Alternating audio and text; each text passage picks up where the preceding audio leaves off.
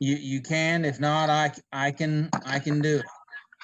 Who's reading the step? You want me just to do that real quick? That's Debbie. Is she here? Debbie just now got here.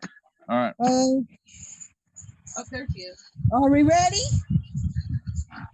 Yeah, Zach Okay. is going to go.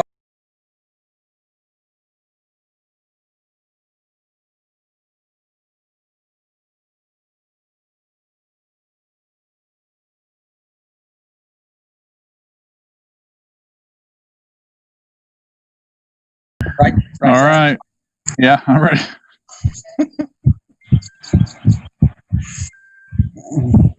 Are we on? All right. Well, welcome to Saturday Night Live via Zoom, and we're glad you're here. We're going to get right into it. So SNL is about recovery, and we're glad you're here. So first up tonight, we have Debbie going to read the 12 steps for us. Debbie, take it away. Okay, the 12 steps. Number 1, we admit that we are powerless over the problems and that our lives have become unmanageable. Number 2, we come to believe that a power greater than ourselves could restore us to sanity. Number 3, we make a decision to turn our wills and our lives over to the care of God.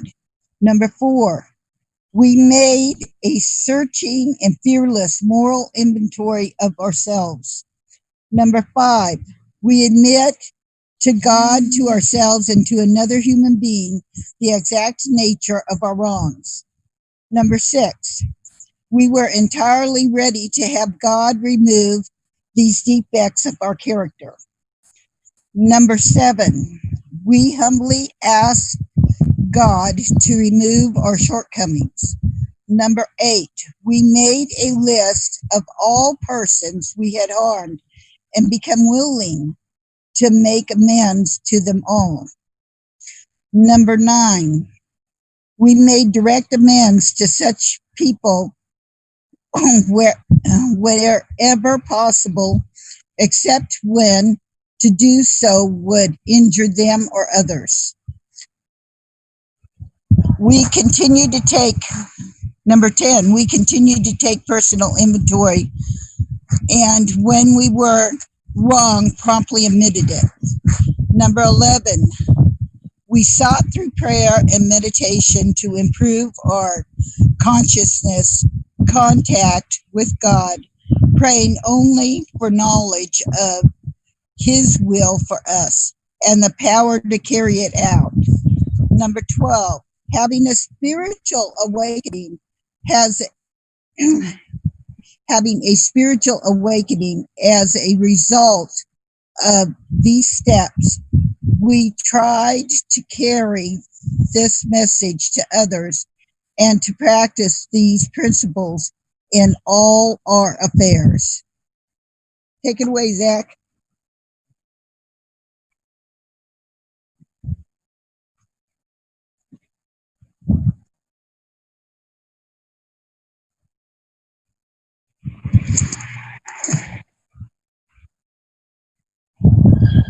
I was trying to unmute there, and I had everybody telling me to unmute. I had to clear 6 warnings. So anyway, thank you, Debbie. Appreciate that. That was very good. And we're going to move into step. Please welcome Angie for step. Hello, everyone. So step 6, we became entirely ready to have God remove these defects of character. I kind of wanted to focus on God's abundant pardon when I was talking, but there's a few things, in here about the step in the book itself that I wanted to read about. It said, our work is not done. Inventory is just the first half in the process through which, if we are thorough, we walk away free from debilitating addiction. With that, it's the first thing about trusting God to allow Him to come into our lives and trust Him enough or have enough faith to get away from all the addicting things in our lives. We must begin to allow God's Spirit to work deeply in our hearts, routing out our defects of character and making changes in our behavior and attitude that will bring wholeness and serenity. At first glance, it seems obvious that we would, of course, be ready to have these defects of character removed. Why wouldn't we want the flawless and blameless? Isn't that our goal and in the Christian walk to be preferred as the image of Christ? Some of our character defects have been useful to us, though. However, and they have sometimes been necessary for us to survive. It can be very difficult to let them go when they have been so automatically and so deeply ingrained. But to be successful, serene recovery, we must let God chisel away even the defects that have been our default in mode. We must become entirely ready. On the God's abundant part, it talks about Isaiah 55, 1-9, and it's verse 1 is like, is anyone thirsty? Come and drink. If any of you have no money, even if you have no money, come take your choice of wine or milk. It's all free. Why spend your money on food that does not give you strength? Why pay for food that does no good for you? You will enjoy the finest foods. Come to me with your ears wide open, listen, and you will find life. I will make an everlasting covenant. I wanted to look up that word because to me it was an important word. And basically, when I was looking it up, there was even a section in it, and it said that it was an agreement which begins about a relationship of commitment between God and you. So when he's saying that, he's telling you that he will making an agreement with you to become closer to you, but you have to draw nigh to him. I think that he says that he will give you unfailing love, as he promised David. David was a man after God's own heart with enough faith to slay a giant. But later in his life, he committed adultery and murder. His success in bold acts of faith as a young man led him to believe that he was invincible, or perhaps after he became king, he thought that the laws didn't apply to him. Addiction is like that. We get so wound up and so in tune into what we're doing. We at first we think we're following God and doing everything that he wants. And then when we keep going and getting into it, we finally, we start going down our own path and forget God. And then that's when we start leading into trouble. And then our addictive behaviors even start coming back even more. So it's so important to continue to be in a constant talk with God and to be in constant prayer, in my opinion, to be able to get through the addictions. And not that it's not easy, because I struggle every day, but it's more tolerable when you have the Word of God with you. He says that he wants to abundantly give us everything. He's in these verses, there's 3 things that God asked us to do, and that was to forsake our wicked ways, forsake our thoughts, and to turn to the Lord. And if we would do those 3 things, he promised to have mercy upon us and to pardon us abundantly. The mercy of God is saving men from their evil thoughts and ways. So that right there takes away the first two things that he told us to do. So if we, continue to do for him and continue our prayer and our walk, God will make those things to diminish as well. There's so much, this step I was studying so much, and I don't want to take too much time, but this step to me is more complex and more, when you break it down, there's so much more to it. When he's talking about food and water in the Bible, I don't think that he's talking about physical food and water. He's talking spiritual. So he's talking about us drawing nigh to him through spiritualness and to read in his word, and eventually he gives us that abundant pardon. And I think that'll be all I have for now, Zach.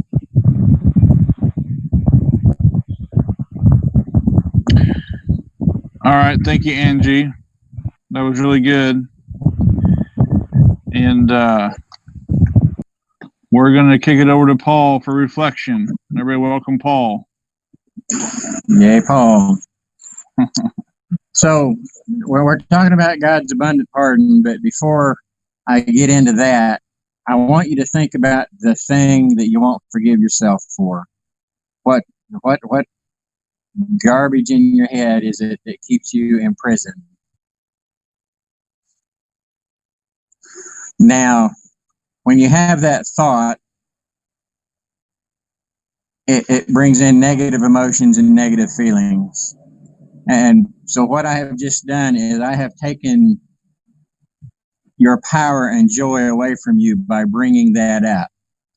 So that kind of makes me a terrible person to try to make the point, but I wanted to make the point that when we give somebody else the power over us to cause us to feel bad because of what thoughts they put in our head, or if they accuse us or they say they're never going to forgive us, we're giving them power that they don't own and they don't deserve. In the step book, it has some questions. It says, in what ways have I tried to fill the hunger of my soul and the thirst of my spirit with other substances and behaviors instead of trusting and following God's will? When I first started Saturday Night Live, I thought I pretty well had all my stuff together because I didn't have a drug addiction and I didn't have an alcohol addiction. And after looking at this book, the step book's kind of like a mirror. It makes you take a real good look at yourself.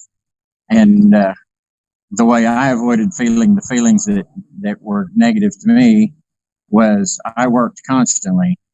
I was a workaholic. That was my drug of choice. And another thing was I had to be in control of absolutely everything. And at this point, somebody should be saying, and how'd that work out for you? Because we think we're in control, but we're really never in control, no matter how hard we try. And so that just frustrates and causes anger. And that's the next thing that was in my addiction. If I couldn't control it, I could definitely throw a fit about it and stomp around and be mad and snort. But I was out of control. And so then I would go back and I would work because I knew the one thing I could do that would get my mind off things would be just work, put my nose to the grindstone. And everybody looks at that like that's a great thing, but it does the same thing that the drugs and alcohol does. You sacrifice your family and you sacrifice relationships by doing that. So, I thought I was squared away, but in reality, I was lying to myself.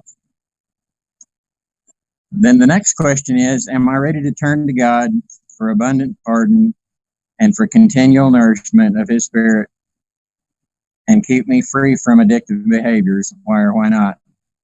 Well, after you kick against the rock so long, you just kind of get tired and realize that what you're doing is not working.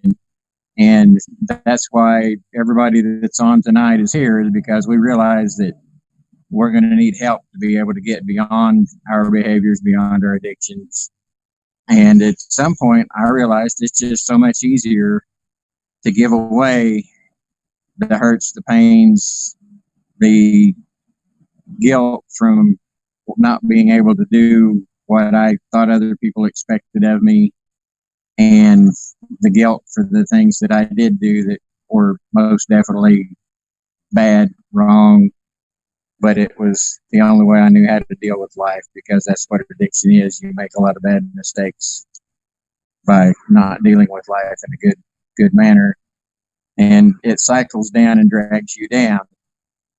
And at this point, whatever thought that was that you had when I first started talking, it's time to put it away because it's not yours. You don't own it anymore. The third question is, do I believe, not just in my head, that the life God has for me will be more satisfying than the one I have lived under the cloud of addiction? Is my heart willing? Do I believe? Yeah, it's easy to believe, but then I kind of go a little deeper there, not just in my head. And how can I get from the just in my head to having abundant pardon in reality?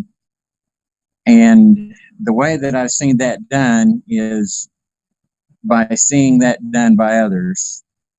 I was like considered to be a good guy, but when I come to Saturday Night Live, like 7 years ago now, I saw the difference between what a loving, compassionate, forgiving person was and what I was. And to be able to see the folks that are in leadership and the other participants, we don't judge one another. And when I realized that we don't judge one another, it opened up my heart to be able to not judge one another, but to also stop judging myself. And the really cool thing is when you start talking about God compared to these people who are doing a fantastic job and being really Christ-like and showing love and compassion, God is so much better and so much more able to forgive than any other human being. And we don't have to carry our garbage around. We can give it to him. He loves us. He's waiting patiently, maybe even anxiously to hear us say, Lord, take this away. And at that point, it's not yours anymore. Give it to him. And if he says you're forgiven, you're forgiven. Doesn't matter what any other man says. Doesn't matter what your brain says to yourself, because your head is not your best friend. Your head will lie to you. Trust God. He's always going to tell the truth. And don't just, it's not like a hypothetical belief that he's forgiven, but he absolutely forgives. And when you realize that, you can walk away from it, and you don't have to carry it, and you live a peaceful life. That's what I got tonight. Love you guys. Good, Paul. That was good. Thank you, Paul. All righty. Well, we're keeping good pace tonight. Thank you, everybody. And without further ado, please welcome Doug. Well, thank you, Zach. We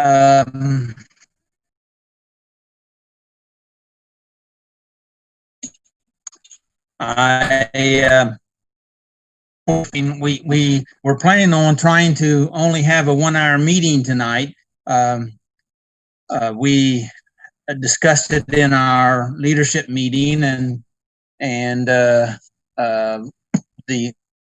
it was agreed that we were shooting for an hour. So it looks like we're gonna be able to do that. But I've got about 3 hours of stuff that I could talk about, and Angie and I were talking about it before everybody else got on, because since I'm at the house tonight, I was able to get on earlier, and Angie and John and I talked for a while about tonight and some of the things that I was covering. And so, Paul, I thought what you had to say there was really good. There was several times I wanted to jump in, and the same with you, Angie, but I held myself back. So before I get too far into this, I'm going to read a statement, and then I'm going to open it up to everybody, give everybody a shot. Since we're way ahead of time, I'd like to hear any thoughts that anybody else may have. Now, our title of the subject that Angie talked about is God's abundant love, or God's abundant pardon. Some of the other scriptures, the same scripture, other translations used abundant pardon, generously. That was out of the New Living Translation, and the New International Version says, "For he freely pardoned," and we have been forgiven if we're willing to turn it over to him. But one of the things that I saw by reading the material and looking at it, and something that jumped out at me, was what Whitney decided she wanted to use for the title tonight, and that's soul hunger, because I see step 6 as really helping us and pointing out that that a lot of what's going on in our drives and addiction is an internal hunger that is God given, but the trouble is we use counterfeits or substitutes to try to fill our hunger or our void. And one of the, do you think I ought to read the step again, guys? Yeah, why don't I? We became entirely ready to have God remove these defects of character. Now, the book says it's a pause step, and Dr. David Stoop says that it's an attitude step, and I think it's both, which differs from an action step. And in other words, we're pausing and reflecting on stuff inside of us. In other words, here's the question: what's driving you? What's pushing you? What is your soul hunger? What is it that you keep doing over and over? And maybe you're using unhealthy coping mechanisms, but you're trying to feed yourself. Now, here's a statement out of the book that I really like, and it is: we fight our addictions on two fronts, dealing with the hunger deep inside us and changing our thoughts of doing wrong. Okay, open it up to the group. Any comments? Raise your hand and we can go to you. Or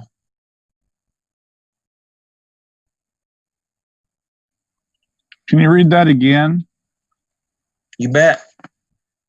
I was waiting for that. We fight our addictions on two fronts, dealing with the hunger deep inside of us. That's what I'm calling the soul hunger. Okay. And changing our thoughts of doing wrong. Now, well, before I talk, I'll let you guys talk. If you have something you'd like to say, would you like me to read it again?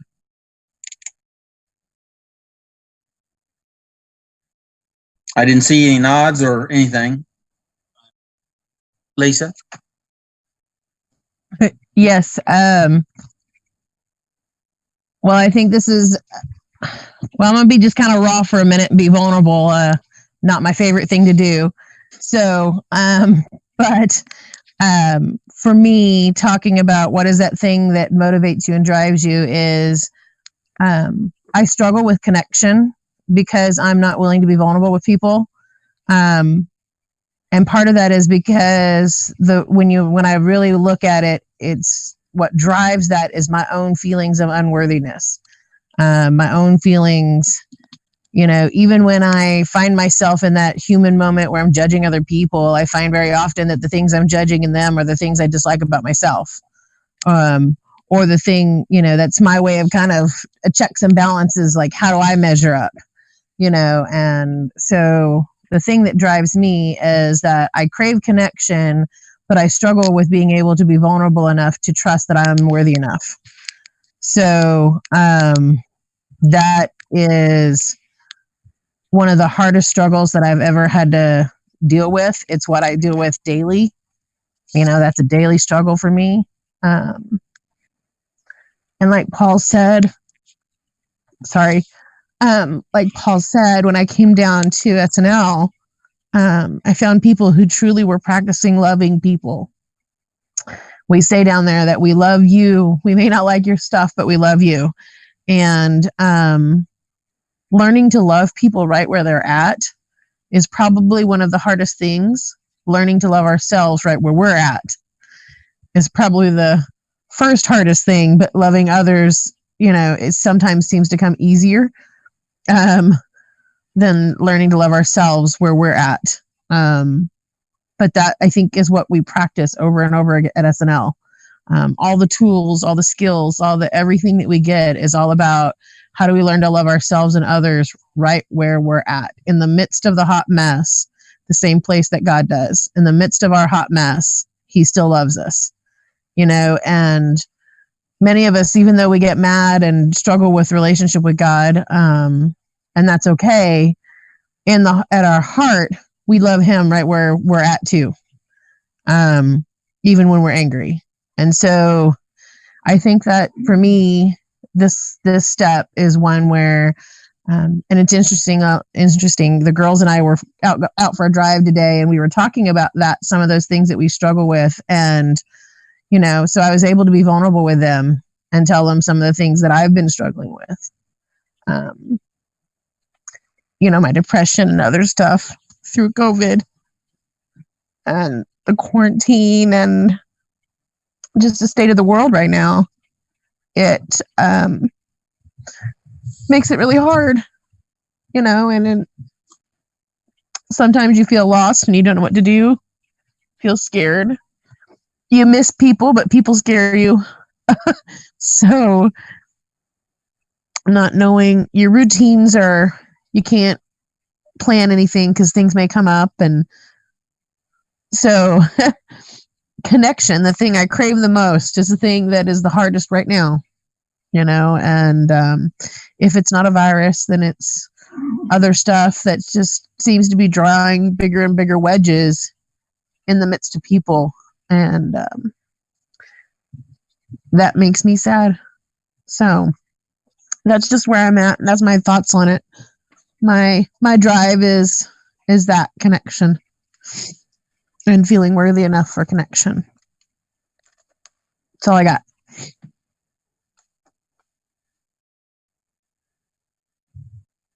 That's good, Lisa. Appreciate that, and thank you for sharing.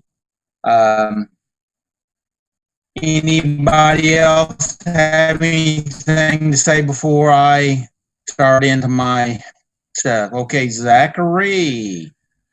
I think that soul hunger you're talking about is one reason why we get into substances or anything else in the first place, because we may not be able to have what we want to put in that spot, and or the old adage that only God can fill it, but we try to fill it with everything else, Yes. But sometimes we've been through so much hell, or our lives are so traumatized by the things that we've seen at a young age, or our environment is so chaotic that we just don't think that God is what can fill that. And I think sometimes our addictions, whether they be substances or people or violence or whatever that is, I think sometimes that stems out of trying to fill that place. And because that place hungers, and it never stops hungering until we put the thing in there that it's crying out for, which is that relationship. I know for me, for a long time, that I'm trying to fill that void in my life, that hungering place, and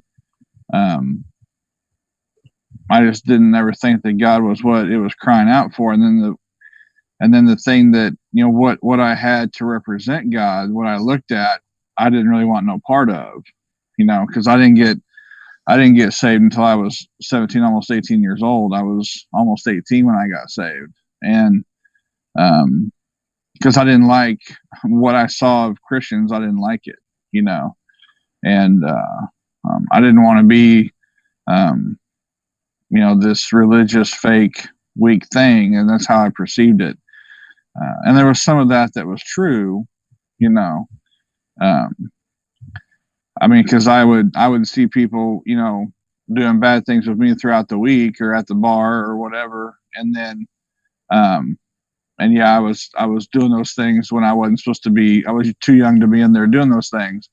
And then I would see them, you know, they'd be going to church or talk about going to church or something. And so the two didn't, you know, make sense to me. And so, I didn't think that that was what you put in that hole, that void. And, you know, so I think that soul hunger you're talking about is what we end up getting wrapped up in all this other stuff for a lot of the time is, you know, and we, for a long time, it's kind of turned into a religious cliche. Oh, well, we're trying to fill that void in ourselves with everything but God. And, it can kind of get lost in translation, you know, because we hear that and hear that and hear that and hear that, but that's still truth, you know. And I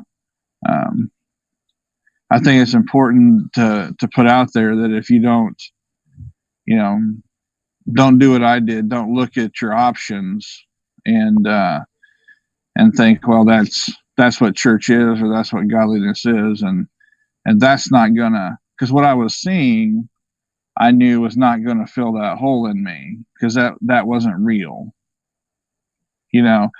And so, you know, that turned me away. It turned me off from the church. And so, you know,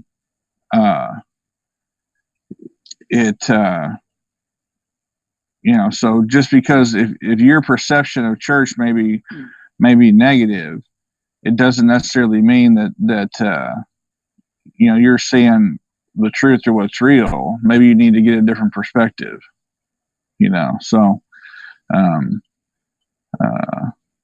it's if you know, and like the old thing saying goes, if you keep trying to stuff everything in that hole and nothing quite fits, then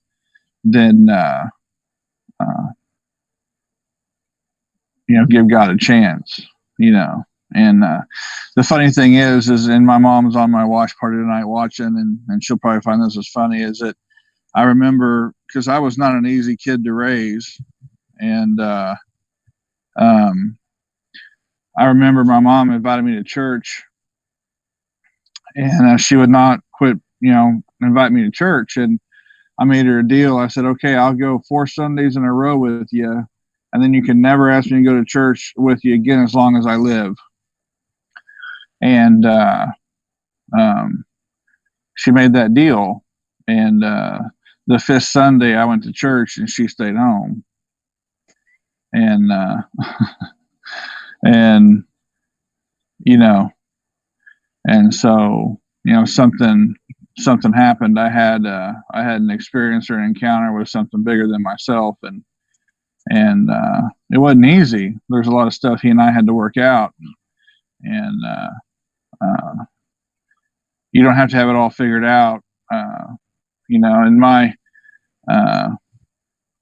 I spent a lot. My first year, I think I got saved repeatedly because I kept messing it up. Because the old me, and that's not true, because when you're saved, you don't mess it up. But it's what it felt like, because the old me, we were wrestling, you know, because I was still trying to live the old way and do things the old way, and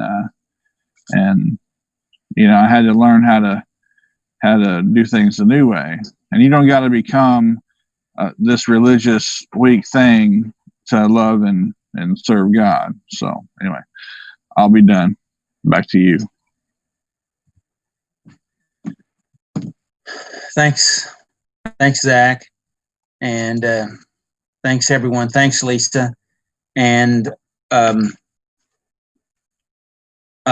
what I've started this off with is, and I'm getting some texts. I've had to turn my phone off because I'm at home and I don't have very good internet here. So I'm trying to use all my bandwidth for our Zoom here. So for those that aren't able to get on, I'm sorry. We'll try next week to get you in. Evidently, I'm having problems sending out the right right access codes or something. So anyway, we'll work on that, won't we? Yeah, we will. So anyway, what we're talking about here tonight is out of step 6 and going through this information. Like I already said, I got a glimpse of some clarity about things that we already know. We already have an idea about some of this, but I stumbled across a fella that has written a book on soul hunger, and he has a test on the internet. It's a free test, and it's called hungertest.com. And I would recommend y'all take a look at it. And the information is really good. And I'm gonna dig down into this because it kind of brought some insight to me as I was going through this other information, and I saw that this, because I believe that God has put these things inside of us, and we're trying to fill them, just like Zach said, and like Lisa said. One of the things, if Lisa doesn't mind me saying this, one of the things that he referred to, the author, was that we're talking about connection, but he termed it as intimacy, and we're not talking about sex. We're talking about connection, like you said, but intimacy, and trying to make this connection. And what we're trying to do, in my opinion, is to kind of try to feed ourselves in those areas that we're deficient, or that we have this mental, emotional, or spiritual need that probably is never going to go away. I don't hope that's not negative to you, but what we have to do is we have to find the healthy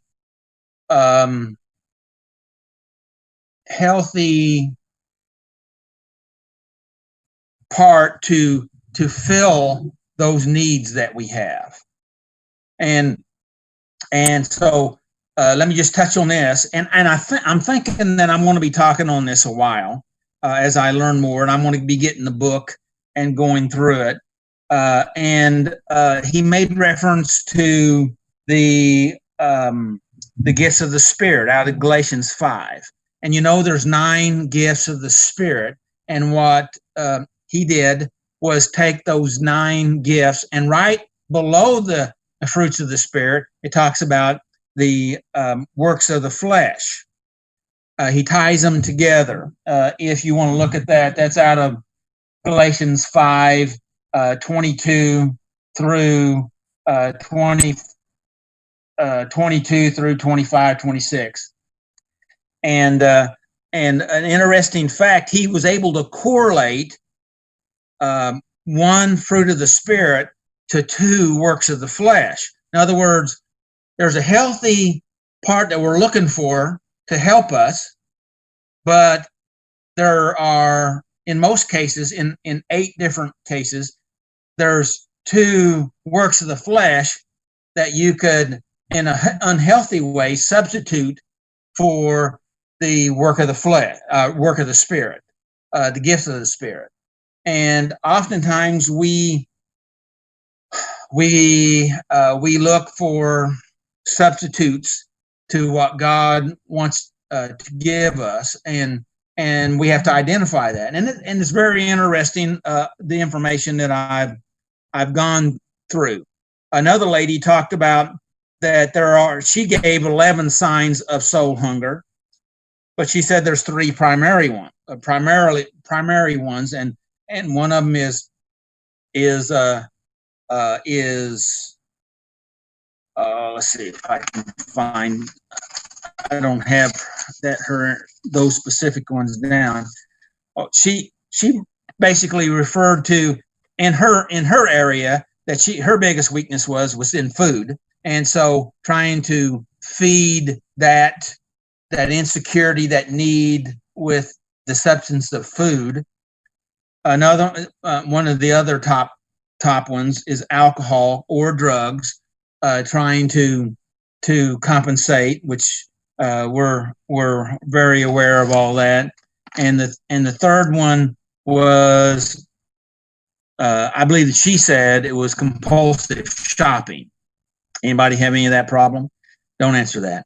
And so, but the fact of it is, these things that push us around are internal hungers, or soul hungers, that we're looking to try to get our needs met. So it's, what my point here tonight is, it's not all bad, okay?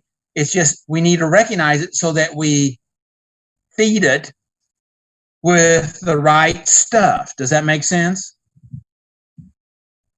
And so one of the thoughts that I had was that, like cleansing our body, like taking a bath, some people say, well, if I do it once ought to be enough, whether it's dealing with our soul hunger or our addictions or whatever, but the fact of it is one bath enough, because if you don't take the bath, then basically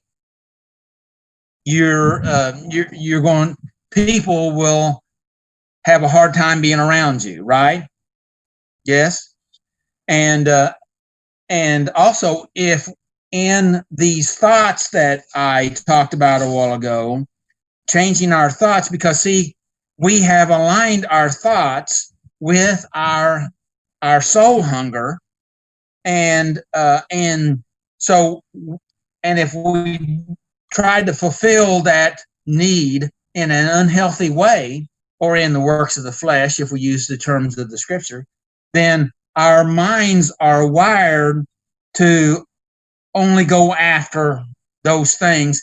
And we got the drive, and then we got the thinking. And so we're in a tough place. Does that make sense?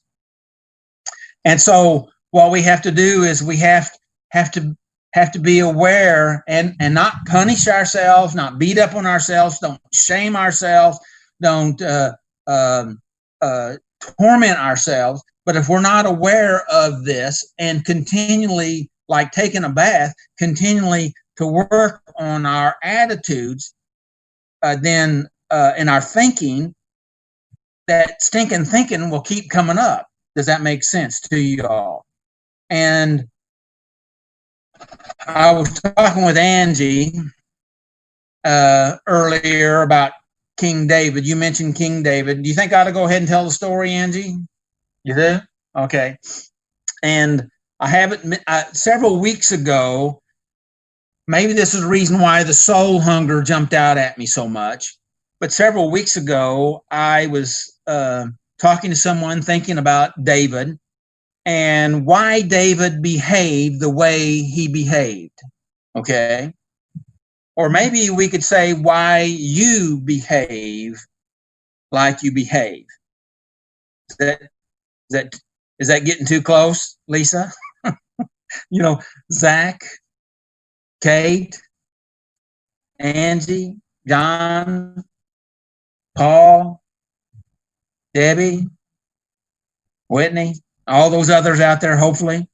So here's the quick version, and maybe we'll talk more about it later. But I was thinking about David, King David, that David was tormented by his brothers. We know that for sure. When he went to feed them, he took them food, and they made fun of him and tried to get rid of him, and they tormented him. They told him to go back to the sheep. They left him out in the field by himself, at least as I understand it. And so he was isolated. What he wanted was to be connected, I believe. That's what he wanted with his brothers. He wanted to be accepted. So that's one of the reasons why I think he fought the giant, okay, is to get acceptance, to get approval, living like this I'm just speculating here that maybe he's thinking, living the way I feel like this, it's worth the risk of fighting a giant and maybe dying, but maybe I'll have a few moments of acceptance. I don't know, but I'm thinking it.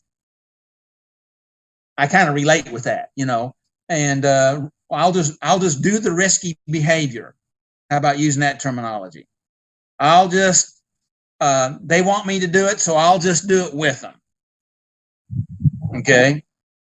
And so David, I believe he was abused. Okay. And what he wanted was connection. He wanted intimacy. And that's one of the reasons why he was called a man after God's own heart, because since he was all by himself out in the middle of nowhere, nothing but sheep, he turned his focus to God to try to gain that intimacy, which was a good thing. But the truth of it is, that doesn't fill the whole void. Okay, it helps. Okay, it helps, but it doesn't do it all. So the rest of the story for David, we'll go through it quickly. He had concubines and wives, and he was a warrior. In fact, and I believe some of his warring mentality was because he wanted acceptance. And how much better of a way to get acceptance, than running with a gang. Okay. And he created a gang, and they were a tough, because they were all the outcasts. And he says, come on, I know what that's about. Come and be with me. And he had a group, and they were, and he got the acceptance by the significant people that he wanted, because they had the power to that he wanted that connection. And so then he had power in war. And in fact he was so God told him later when he wanted to build the temple, you can't build the temple because you're too bloody. Okay, so that kind of tells me that his path that he took to try to get what he got was maybe not totally directed by God. What, I don't know, just thinking. I'm just thinking out loud. Okay, you know what I mean?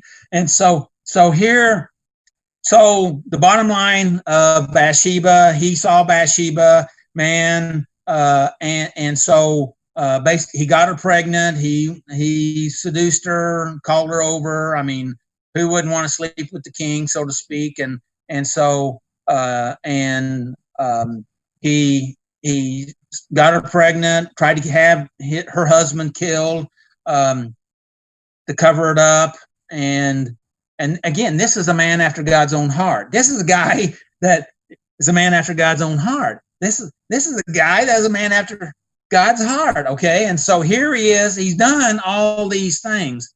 So yes, it sounds a little schizo, right?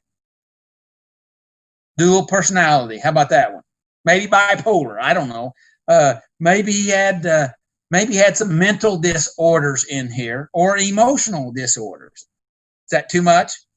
And so let me try to wrap it up before I run out of time. And so David, I think, had a deficiency emotionally, and he did good when he kept feeding it with the healthy relationships. But because of his I believe because of his drive for wanting intimacy, and only maybe in the personal in relationship with people, he didn't know how to do it in a healthy way, and that's why he had problems with his kids, and that's the reason why he had kids rebel against him in theory, and all of these things, because he had this soul hunger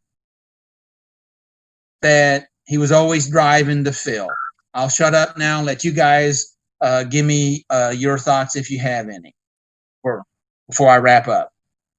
Anybody?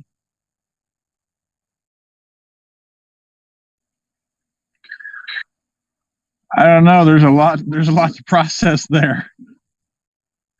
David the schizo. Well, too much stuff. Well, no,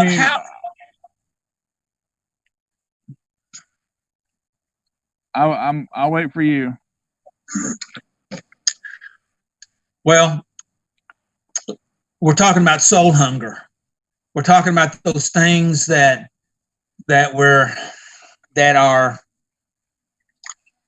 we maybe not even consciously be aware of. Okay. In fact, I took that test and the test myself, and it's not easy. It's only 10 questions, but it's not easy for me anyway. And I actually asked Linda, my wife, to help me because, I mean, she's only known me for close to 50 years now. And so she helped me pick what my answer should be, and we agreed and disagreed, but it was very helpful. But I think it's good to know yourself and and really know yourself, not what your head's always screaming at you. Does that make sense? And so we have the soul hunger. All right, we all can agree on that, can't we? We have these internal things, and for the most part, we've always thought they were bad. But what if they're not bad? It's just what we have filled them with. I remember in the 70s when I was studying substance abuse and alcoholism, one of the statements they said that all substance abuse issues is a spiritual search. And that was so foreign to me to hear in the beginning. But it's so true. Comments from anybody?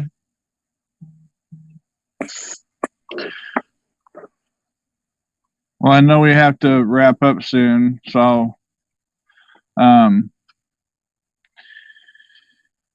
I guess my thoughts on David are, as I've studied him quite a bit. He's an interesting character. You know, I always looked at David like he was abandoned.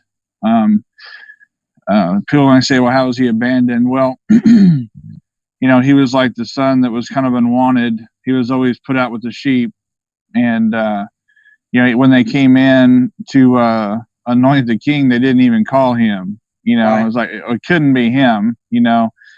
I mean, it can't be him. They didn't even consider him, you know, and then the priest goes through and anoints everybody, and it's not them. And he's like, do you have another son? Because either you have another son or God told me wrong, you know?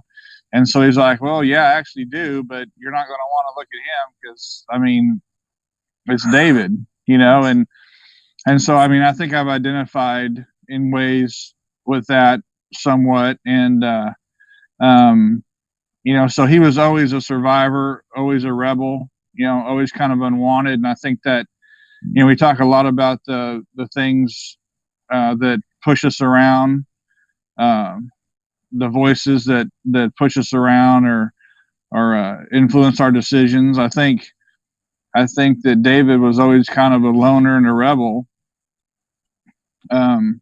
You know, even later in life when he was king, if you really pay attention to his story, he had one close friend. You know, I mean, one really, really close friend.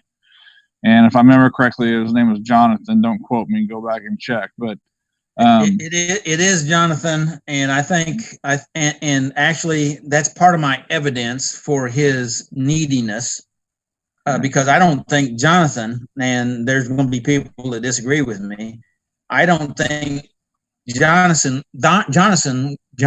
was totally authentic in what in the relationship. I think it was a useful relationship for him, in my opinion. Yeah, and maybe so, you know, but and we could talk about. I mean, his life is so complex. I mean, even the time when he had, you know, Saul was hunting him, and he had Saul in the cave, and he could have killed him, and he didn't, and then all those men got mad at him because it would have all been over if they just would have killed Saul, and he didn't kill Saul, and so then he had to deal with that, and all his men thought about killing David. So the gang that he formed almost turned on him, you know, and so. I mean, there's just, his story is so interesting, but you know, I think when you're brought up, you know, when you basically raise yourself and you're alone, you know, I've always thought that his aloneness and his surviving was why he'd go on the battlefield and face Goliath by himself, is because he never really had anybody, you know, and so that was just one more thing he was doing by himself, you know.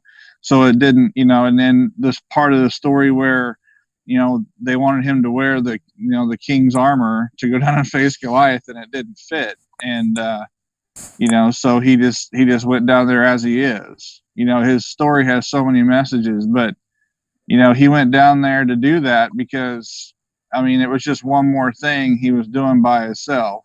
And it may have been, maybe he thought it might get him some acceptance, you know, and I'm not disagreeing with you, but maybe he thought that might be the one thing that might have got some attention, but you know, even that didn't, you know, and even that didn't change things for him. And then when he was anointed, he went back out with the sheep, you know. Right. So I mean, his family was just mad that it wasn't somebody else, you know. So he literally came in from the field, was anointed to be the future king, and went back out with the sheep. You know, it's just, I mean, he was never ever accepted, you know, and so sure, that stuff will continue to make decisions for you the rest of your life if you don't deal with it. And so, you know, I think his story is very interesting. You know, the man after God's own heart can still make horrific mistakes and still be the man after God's own heart. You know, I think that's a huge message for us, that, you know, God can still see how much we love him, even if we mess up horrifically, you know. And I think that's something that we should hold on to. And I agree. You can have two facts that are opposed to each other. So yeah, I think it's interesting if we hang out here for a while. Go ahead. I'm sorry. Okay. John had his hand up, and I wanted to give him a chance to talk, but are you still there, John? Okay. All right. Do you, you're open to speak if you wanted to say something. Evidently your mic is open, but we're not hearing anything. Okay. All right. We are at 8:02. I'm going to close it up here, and I don't feel like, I feel like we've started surgery tonight and we opened things up, and that's not the way I like to do it. But you know, after I wind up, I'll give everybody a second to say goodbye or closing thoughts.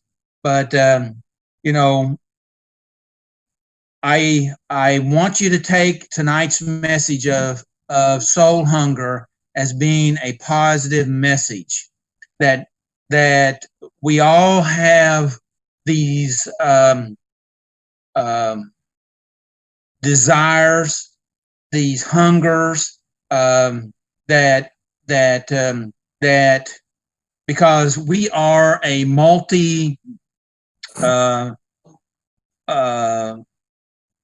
faceted being, and we all have those needs or those gifts of the Spirit that we were talking about earlier, they're all to be working in our life, and that that our defects of character, if I'm right here, are because of our deficiencies of getting our needs or hungers filled. And instinctively, for survival, we find something to fill them. And I'm not picking on anybody for that, because you had to do that to be able to survive. But that doesn't mean you're going to thrive. And so, and if that stuff continues to get in your way of life, then my suggestion is that you look and reevaluate what you're doing. Maybe there's a healthier way. That's my concluding thought. And now, anybody have any closing thoughts before we close out tonight? What's the subject? Soul hunger. I came in just there towards the last. I tried to hook up at Olive Garden, but I couldn't. Well, we're glad you made it. Sorry that you came in late, but yeah. I'm tired. I'm sorry. We're glad you're here. Is there anybody else has any comments?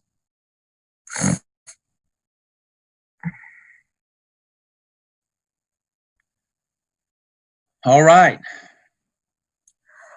Anybody? Oh. Well, I want to thank everyone for being with us tonight, and I appreciate you being here. We've decided to go a little further on the Zoom until things are in a better situation, and with the activities that's going on, with all the things that's going on, I'm glad we didn't meet downtown tonight, and that's the reason why I'm at home, is to not be downtown. And so, because we don't know for sure what may or may not be going on.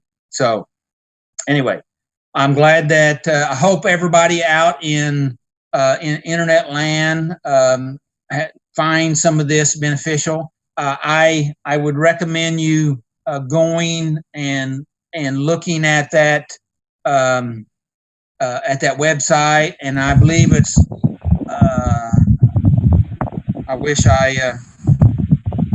I tried to look it up a while ago. I think it's Soul Hunger, but I believe I just found it right here. Let's see.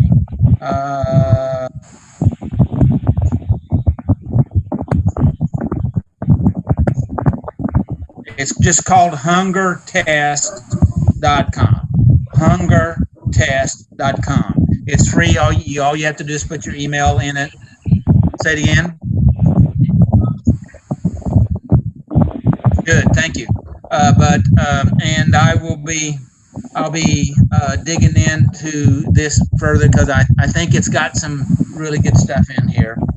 And so, thanks everybody. I'll pass it back over to Mr. MC Zach.